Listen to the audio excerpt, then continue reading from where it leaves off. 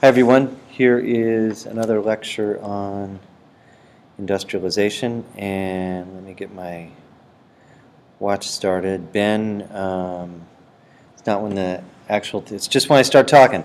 Industrialization, there are some smokestacks in the background from an 1800 Pittsburgh, Pennsylvania steel mill. Some of you have already had this information in class, so you can kind of fast forward through this part. But for first and second period, in 1860, first and sixth period, sorry, the U.S. produced about $2 billion worth of industrial goods. How much had that increased by 1900? So your guess might be, that we've gone up 10%. That's not that much. Maybe we doubled to 4 billion. Maybe we went up by 50% increase to 3 billion. So go ahead and jot down your guess. What would be a reasonable increase for an era when we really increased our industrial output? So the actual number is 11.4 billion, which is about 5 times bigger, a little more than 5 times. So this is when the U.S. really becomes a heavyweight on the world economy, and we go from kind of a medium-sized economy, not even close to the top tier, to eventually second to Britain and then passing Britain as the largest economy. So if you can think for a little bit about what that means to industrialize. What does a society look like before industrialization? Pre-industrial, most people work as what? What are they doing? Go ahead and take a moment to jot down your guess. And they live where? So the answers would be they work obviously in farming. Pre-industrial society, almost everybody's a farmer, maybe 90% or so of the society, and they live in rural areas or at most small towns. Most things are made how? That's right, by hand. Production is slow, and productivity is low. Travel and communication. It's hard. Takes a long time. Things travel slowly. When a country industrializes, what changes? This is a picture much later. You can see the automobile and the horses in the photograph, and there's a trolley car off to the left, and you can see the train tracks. This is actually Los Angeles in 1910. It has grown up to be a much different town. But when a country is industrialized, not everybody works in the cities, but a large percentage of the people do. And by 1900, probably 30 to 40% of the people lived in urban areas, which is just a huge shift. But again, this is not 8th grade. We know that it's not everybody. And they work in industrial production.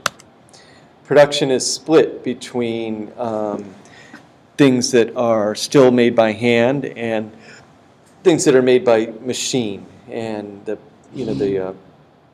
proportion is increasingly machine made. But again, not everything. Country becomes better connected, travel and communication are fast, and you have more of a national economy and not kind of separate regional or local economies.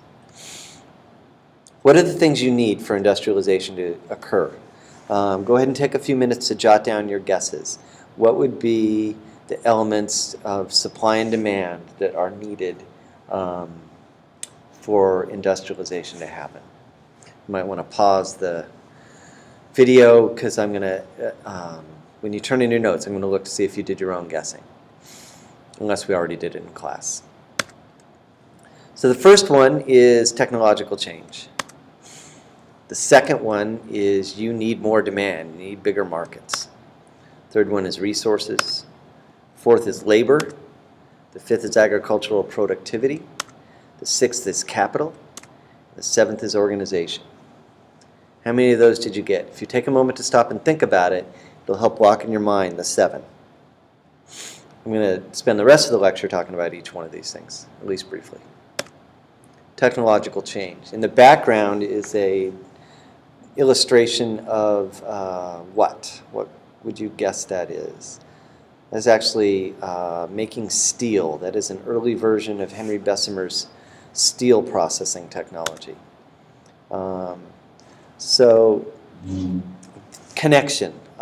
Just like in the earlier part of the century, when the steamboat and better roads, turnpikes and things helped connect the eastern parts of the country and the Midwest, transportation and communication technologies were big in connecting the U.S. into one national economy. The things here would be the telegraph, the telephone, electrical power, and as well as advancements in railroads and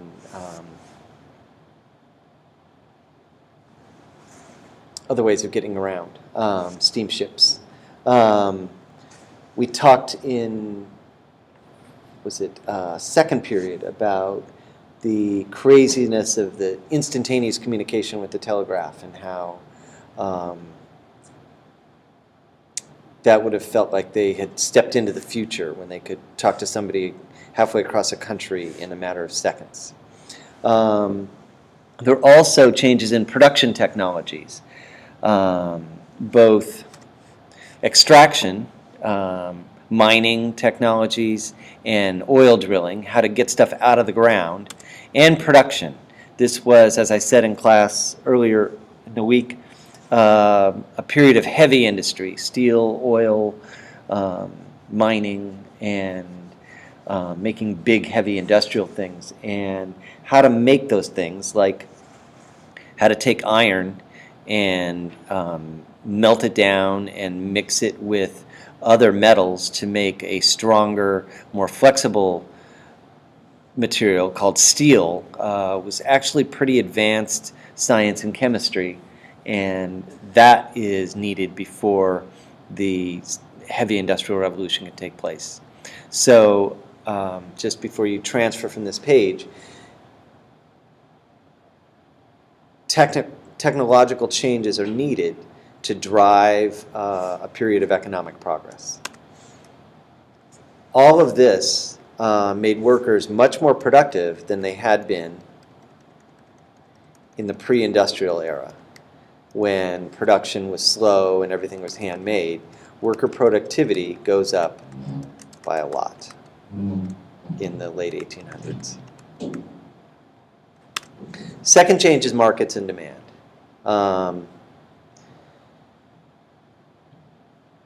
In the late 1800s, all the transportation and communication connections created bigger markets. So there was more opportunity to sell more and on a more widespread geographical basis. Even before that happened, though, the Civil War is actually a significant boost to industrialization. This is a photograph of a train car with, it's got a huge kind of cannon on it, artillery, and those big cannonballs, and they could move that along the rail lines. And that's something that took a fair amount of industrial advancement to build. And the Civil War, as we talked about in class, required industrial production from the North. So it is actually a huge spur or boost to the industrial age. And it's not an accident that our period of great industrialization follows the Civil War. Not like we want to have the war, but that is a positive outcome for the country. Post-Civil War, the fact that the country is more connected and there are more people in it means rising demand. And we're building the infrastructure. We're building the roads, the bridges, the buildings in the cities for a more modern society, and so that's increased demand. And then we actually, with better transportation, steamship transportation as opposed to sailing, we can have more exports to Latin America, Canada, Asia, which we had barely traded with before. Resources. When we talked about this in class, a few of the classes mentioned that you had to have resources. America is very rich in natural resources. We had coal, we had oil, and this is a picture of an iron mine up in Minnesota. The Mesabi iron deposits of Minnesota are some of the richest iron deposits in the world, and we had a lot of that. But I want to note something. Does a country really need vast natural resources to industrialize? Consider Britain, which was the first country to industrialize, and then Japan a little bit later. They're actually small island nations who were able to industrialize very well. They didn't have the resources, but they went and got them elsewhere. And so you don't actually have to have the resources. A lot of countries that are rich in resources don't ever industrialize because other countries take advantage and take them. So I put this one on here, but I don't, and I think it's useful, but I don't think it's absolutely one of the resources that are required or one of the factors. Labor. But you do have to have workers. Which does America have more of, land or people? Obviously it's land. So we needed lots of workers. We got them from two places. One was farmers who don't need to be farmers anymore. This is an era where it is actually tough to be a farmer, and a lot of people move from the countryside to the city to get jobs. And the other one, this is obvious from this photo, is huge, huge numbers of immigrants that pour in mostly from Europe, but from new countries in Europe than we'd had before. Let's talk about agriculture a little bit. This is a photo from the 1880s of Cyrus McCormick's reaper that not only cut the wheat and kind of gathered it up, but also would bind it with twine, all on that one machine. Agricultural productivity is critical to industrialization, and you should stop and think about why before you listen to my answer. And this is something that you talked about in Global as well with the British Industrial Revolution. I probably should have put this first. If you're going to have people building things and working in factories, then they don't have time to feed themselves or grow the food to feed themselves. So what agricultural productivity does is when you have a lot of agriculture being produced, a lot of goods, then that frees a chunk of the population to be able to live in cities, farm, and work in industry. And so there were huge advances in agricultural productivity in the 1800s, late 1800s, and part through mechanization, like this, the McCormick reaper, and also just through better use of land and seeds, and that boosted production immensely, and America became one of the great agricultural nations of the world in this time. Capital, we talked about this already. Let me just talk about what capital is. If you have money from a job, you can use it to pay rent or buy food, and those are operating expenses, and a business can have those same operating expenses. Buy raw materials, pay their workers. But capital is something different. That is money that you don't have to spend right away. You can spend it on things that are meant to last. So, a refrigerator is kind of a capital purchase, durable good. A car, a home. For a business, it takes investment capital to build a factory. We talked about how in the early 1800s, the industrialization led to fairly small mills. One family or a few partners could finance what it cost to build some of that with some loans. Steel mills, oil refineries, and railroads required millions of dollars in investment. They're massive installations, and it took new sources of money enabled to do that. And it was capital from the U.S., it was European investment money, and it couldn't be done just by loans, but it is the development of Wall Street and stocks and the stock market, which allows thousands of investors to pool their funds and buy small shares of stock in companies. So instead of getting capital from a bank or from one or two families, you're now getting it from thousands of investors. And the second piece of this that I didn't put on the slide, but you should know, is it's the separation of owners from managers. So in the old days, if you owned the company, you probably had a hand in running it. Now, the stockholders are different in some cases from all the people who actually run the company. And that is, in finance, a major shift and allows the development of the modern economy. Last slide, 15 minutes. Organization. This is a picture of Standard Oil's headquarters in downtown Manhattan, 31 stories tall. It is a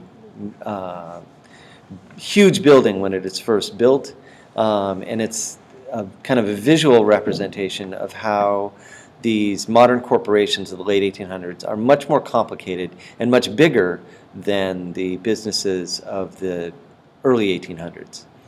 We talked about the pros and cons of Rockefeller and all those other guys, but one major thing that those guys were good at and contributed is they knew how to build large, efficiently run, complicated organizations. And I talked about this as well already. You began to see departments like shipping departments and purchasing departments, and you are organizing things in terms of having multiple locations that need to be able to communicate with each other. It was really actually a very complicated task, and despite all their kind of fraudulent ways, Crocker and Stanford and Gould even, and Rockefeller and Vanderbilt and Morgan were experts at efficiently organizing vast organizations. All right. Sorry for using that same word twice. I'm going to stop right here. I'll see you on Monday.